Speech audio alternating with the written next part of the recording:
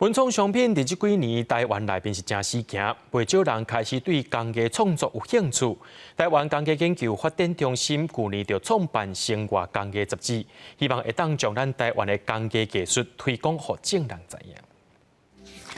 无论是手工制作的木工艺术品，还是原住民的编织作品，透过技术，让人看到台湾工艺的价值。台湾工艺研究发展中心除了长期推广文化工艺产业，佮创办生活工艺杂志，希望让更加多人更加明白工艺。借由文本比较系统化的一个归纳跟理解，那用生活的角度来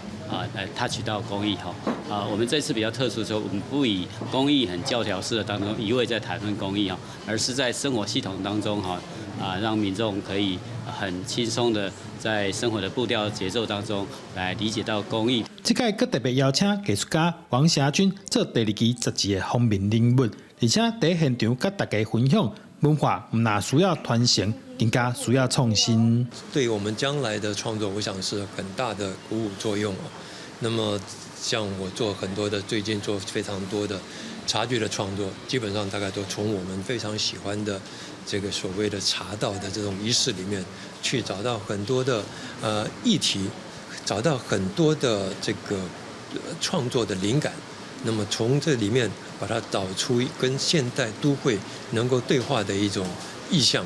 主办单位希望大家透过故事，会使知影工艺的意义、参价值，也对台湾工艺有更加多的兴趣。记者杜君和新竹报道。